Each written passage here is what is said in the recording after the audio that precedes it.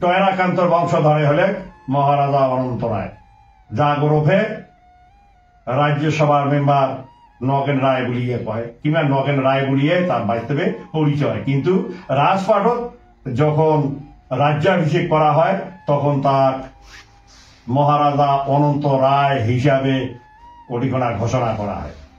এবারে আজকের দিনে যে মানসিকগুলা চেষ্টা লাগাইছে মুইও হাং মহারাজা, মুইও হাং মহারাজা, তোমরা যদি এতই বাঙ্গি ভাটা মহারাজার যোগ্য হলেন হয় তা কুমার বিরাজেন্দ্র নারায়ণ মরি যাওয়ার পরে এতদিন কনসা বাঙ্গি খেন ফাটাইছেন, নাকি এরা অন্য কোন জায়গা থেকে তোমার টাকার রসদ আশীর্বাদ হচ্ছে?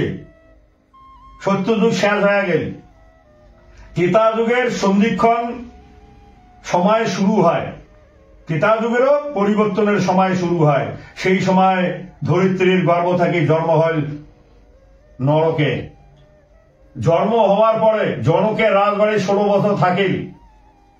তারপরে সেই নরক আবার নারায়ণ আর এই ধরিত্রীর নির্দেশ মতো আজকের দিনের মা কামাখ্যা আর সেই সময়কার নরকের রাজবাড়ি। পুরা দাপর যুগ, ত্রেতা যুগ শেষ হয়ে যাওয়ার পরে পুরা দাপর যুগ থাকে জীবিত অবস্থায়। দাপর যুগের সন্ধিক্ষণ কৃষ্ণের জন্ম হয়। সেই বরাহ অবতার মানে সেই নারায়ণ আবার পুনরায় জন্ম নিল কৃষ্ণ রূপে। এই কৃষ্ণ আর সত্যভামা, এই সত্যভামাই ছিল ধরিত্রী। সেটা সত্যভামার জানা ছিল না, কিন্তু কৃষ্ণর জানা ছিল। যেহেতু নরকের বরদান ছিল, মা কামাখ্যা বারে বারে কইছে কি বর চাইস বাসা, কিন্তু কইছে মোক কোনোই বর না লাগে। আর যদি বর দেনে তাই এমন বর দাও যে বাপ মায়ের জন্য আমি পৃথিবী রাজ্য, সেই বাপ মায়ের হাততে কিংবা বাপ মায়ের কারণেই যাতে মোর মৃত্যু হয়। সেই সত্যভামাক নিয়ে আসিয়া কৃষ্ণ এই কামাখ্যা মন্দিরের উদ্দেশ্যে আসিয়া নরকের সেনাপতির সাথে যুদ্ধ হল, নরকের সাথে যুদ্ধ হল। অন্তিম টাইমে নরক জানিবার পাইল, শেষত বাপ মায়ের পুনরায় দর্শন হল, নরক চলে গেল। পরে ভগদত্ত রাজা হল, কুরুক্ষেত্রের যুদ্ধ ভগদত্ত গেল, ডাইন বুঝে কাটা পড়লে কাজলি কুড়িয়া আসিল। ভগদত্তের 2 জন বেটা, বজ্রদত্ত পুষ্পদত্ত। বজ্রদত্ত হলে উমাকান্ত আর পুষ্পদত্ত হলে টয়রাকান্ত। এই উমাকান্তর বেটা হলে কান্তেশ্বর, আর টয়রাকান্তর যেটা বংশ সেটা হলে ভাস্কর বর্মার ঘরের যেটা বংশ সেইটা। তা উমাকান্তর বংশ কান্তেশ্বরের এক পুরুষে শেষ হয়ে গেল, থাকলে পুষ্পদত্ত মানে টয়রাকান্তর বংশধর। সেই টয়রাকান্তর যে বংশধর, সেই টয়রাকান্তর বংশধরে হলে মহারাজা অনন্ত রায়, যা ওরফে রাজ্যসভার মেম্বার নগেন রায় বলিয়ে কয়, কিংবা নগেন রায় বলিয়ে তার বাস্তবে পরিচয়। কিন্তু রাজপাটত যখন রাজ্যাভিষেক করা হয় তখন তার মহারাজা অনন্ত রায় হিসাবে ওটিকোনা ঘোষণা করা হয়। ওটিনা রাজপাটত যেটা রাজ্যাভিষেক হয়েছে ওটা কোনো তামাশা নাই হয়। নবরত্ন কমিটি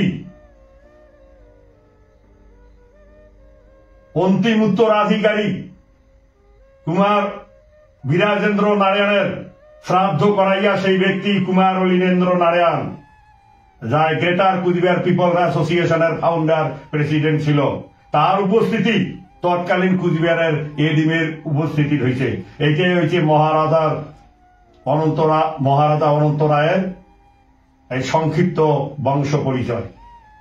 এবারে আজকের দিনে যে মানসিকগুলা চেষ্টা লাগাইছে মুইও হাং মহারাজা, মুইও হাং মহারাজা, তোমরা যদি এতই বাঙ্গি ভাটা মহারাজার যোগ্য হলেন হয় তা কুমার বিরাজেন্দ্র নারায়ণ মরি যাওয়ার পরে এতদিন কনসা বাঙ্গি খেন ফাটাইছেন, নাকি এরা অন্য কোন জায়গা থেকে তোমার টাকার রসদ আশীর্বাদ হচ্ছে? আরো এক কথা শুনি নাও, যতুলিয়া মানসি এই ভাষা তোমার বুঝিবাদ হচ্ছেন, রাজবংশী ছাড়া অন্যান্য জাতীয় শুনি নিয়ে নাও।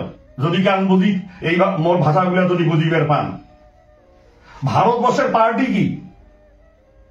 গ্রামের মানুষ চাইলেই কোনো পার্টির সভাপতি সেক্রেটারি তৈরি হয় না, জেলার মানুষ চাইলেই জেলার কোনো সভাপতি তৈরি হয় না, রাজ্যের মানুষ চাইলে রাজ্যের কোনো মুখ্যমন্ত্রী তৈরি হয় না, গোটা দেশের মানুষ চাইলে কাউকে প্রধানমন্ত্রী বানানো যায় না, কারণ পার্টির একটা বিশেষ যার নামে পার্টি শুরু হয় তার হুকুমত চলে। তাই এবারে যদি কোন পার্টি রাজ করিবার চায়, বিশেষ করে আজকের দিন যেটা চলছে এই ভারতবর্ষ, যেটা তোমরা ভাবিবে হচ্ছেন আমরা পার্টি করি আমরা জেতাই, এমনটা নয়। এই পার্টিগুলো যেটা চলিবে হচ্ছে এটা কর্পোরেট সিস্টেম, এটা আমার কমার্শিয়াল ব্যবসার মতো। ইমের সাথে মিডিয়া সেট আছে, ইমের সাথে বহু পুরানা আইএস আইপিএস সেট আছে, একটা করিয়া লবি সেট থাকে। তাই এই পার্টিগুলো আবার ভোট ব্যাংকের জন্য বহু জায়গা বহু পার্টি ছাড়া কতগুলা সংগঠন সংস্থা খোলে, গোপনে গোপনে খোলে, যেটা মানুষ টেরও না পায়। সেটা জাতি সেন্টিমেন্ট হোক, সম্প্রদায় সেন্টিমেন্ট হোক, কিন্তু পার্টির কোন লোক আবার সেই সংস্থাগুলা কিংবা সেই সংগঠনগুলার যে প্রেসিডেন্ট থাকে, রাষ্ট্রীয় অধ্যক্ষ থাকে, সেগুলা তলে তলে পরিচালনা করে, আর্থিক যোগান দেয়। কিংবা যখন এই সংগঠনগুলা কোনো আন্দোলন করে তখন ইমের জেল থাকি ভিড় করিবার জন্য ওই পার্টিগুলো আবার সহতা করিয়া ভিড় করে, তলে তলে টাকাও দেয়।